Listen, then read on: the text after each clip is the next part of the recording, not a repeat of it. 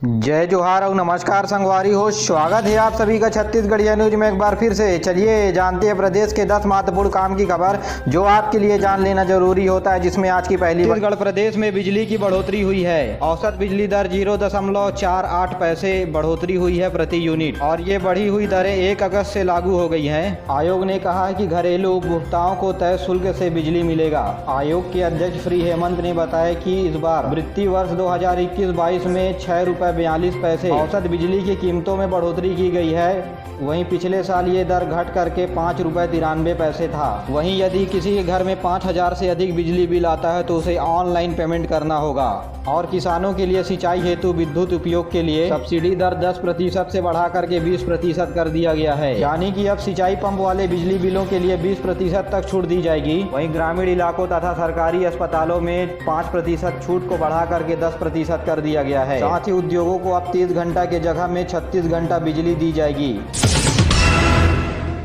प्रदेश में कोरोना की औसत पॉजिटिविटी दर घटकर 0.9% पर आ गई है। कल प्रदेश में कोरोना संक्रमण के 214 नए संक्रमण के मामले सामने आए हैं। अभी 1900 मरीजों का इलाज प्रदेश के अलग अलग अस्पतालों और होम आइसोलेशन में हो रहा है। इसी बीच प्रदेश में कोरोना टीकाकरण का काम जोरदार चल रहा है। राज्य में अब तक कोरोना से बचाव के लिए 1,23,13,000 टीके लगाए जा चुके हैं।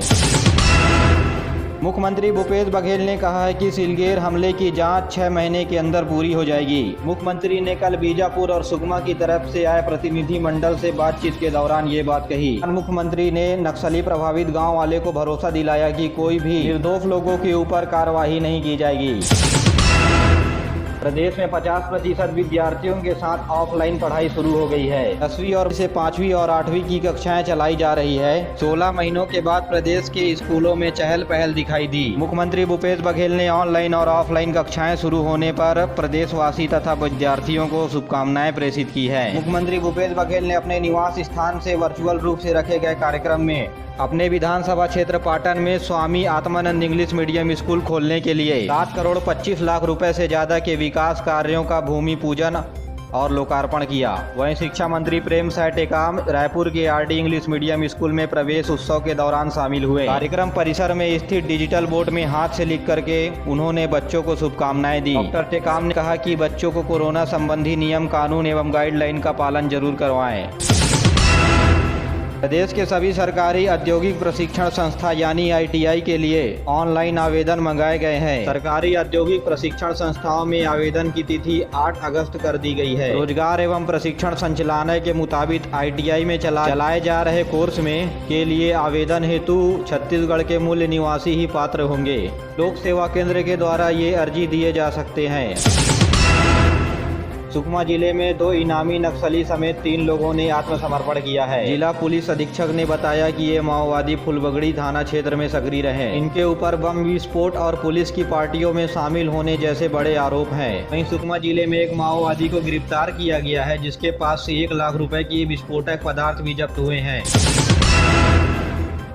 बलौदा बाजार जिले के स्व सहायता समूह के महिलाओं ने वोकल फॉर लोकल की मुहिम को आगे बढ़ाने की जिम्मेदारी ली है। जिला के गुंडरदेही, डोंडी और बलौद विकास खंड के 13 स्व सहायता समूह के महिलाओं ने अपने हाथ से राखी बना रहे हैं। जिला कलेक्टर की तरफ से धान और विभिन्न प्रकार की सब्जियों से कई तरह की राखी बनाए गए हैं। ये राखी को बलौद बंधन का नाम दिया गया है। स्व सहायता समूह के मुताबिक बाजार में जो चाइनीज राखियां हैं उनसे यह स्वदेशी राखी कई गुनी सस्ती है। ये जानते हैं प्रदेश में मौसम का हाल। दक्षिण पश्चिम उत्तर प्रदेश और पूरब पश्चिम मध्य प्रदेश में निम्न दाब का क्षेत्र बना हुआ है, जिसके प्रभाव में राज्य के कुछ इलाकों में छुटपुट वर्षा होने का आसार है। वहीं 4 अगस्त के बाद रायपुर, दुर्ग और बिलासपुर संभाग में ज्यादा बारिश होने की संभावनाएं जताई गई हैं। राज्य में अब तक औसत 583 मिलीमीटर बारिश दर्ज की गई है। वहीं कोरबा जिले में सबसे ज्यादा 895 मिलीमीटर बारिश हुई है और बालोद जिले में अब तक 429 मिलीमीटर सबसे कम बारिश दर्ज हुई है। देश में प्रधानमंत्री नरेंद्र मोदी स्पर्श रहित और नकदी मुक्त व्यवस्था ई डिजिटल प्लेटफॉर्म का शुरुआत की है, जिसमें ई रूपी की डिजिटल माध्यम से शुरुआत की। ई रूपी किसी भी लोगों के लिए डिजिटल भुगतान व्यवस्था है, जिसमें QR कोड और SMS वाउचर हैं, को लाभार्थी के मोबाइल के लिए दिए जाएंगे। इस मौके पर प्रधानमंत्री नरेंद्र मोदी की ई रूपी और डिजिटल इंडिया को नया आयाम दे रही है। प्रदेश में मुफ्त इलाज को लेकर के एक बड़ी लापरवाही सामने आई है। प्रदेश में अब तक 92 लाख आयुष्मान भारत कार्ड बांटे ही नहीं गए हैं। ऐसे में प्रदेश के लाखों लोग इलाज के लिए परेशान हो रहे हैं और स्वास्थ्य विभाग का दावा है कि प्रदेश के किसी भी अस्पताल में जाकर के मुफ्त इलाज का लाभ 24 घंटे ले सकते हैं और मुफ्त इलाज के लिए हितग्राहियों के पास राशन कार्ड होना अनिवार्य है और प्रदेश के सभी जिला अस्पतालों में टेम्परेरी आयुष्मान कार्ड बनाने के लिए कियोस्क सेंटर का होना अनिवार्य है। ऐसे में कोई हितग्राही अगर रात को बीमार पड़ता है तो मनचाहे अस्पताल में उन्हें पैसे खर्च करने पड़ेंगे। इधर अधिकारी संक्रमण को बड़ी वजह बता रहे हैं और कह रहे हैं कि दिल्ली के सर्विस सेंटर से ही मुख्य कार्ड प्रिंट होकर के आए ही नहीं है, जिसकी वजह से कार्ड बांटे ही नहीं गए हैं। प्रिंट होकर आए 12 लाख कार्डों को जल्द ही बांटा जाएगा।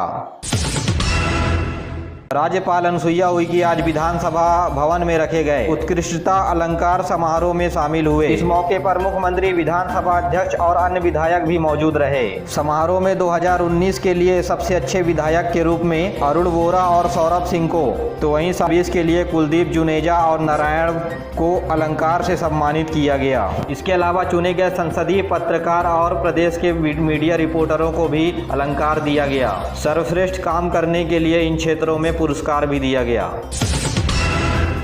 पत्थल गांव से बड़ी खबर, प्लांट के लिए होने वाली 4 अगस्त को जन सुनवाई कलेक्टर ने रोक दी है। यह स्टील प्लांट टांगर गांव कुदरीगढ़ के रिहायशी जगहों पर लगने वाला था। 660 करोड़ रुपए की लागत से बनने वाला था यह स्टील प्लांट, जिसको लेकर के जन सुनवाई होनी थी। कोविड और बारिश को लेकर के कलेक्टर के द्वारा जन सुनवाई को स्थगित कर दिया गया है।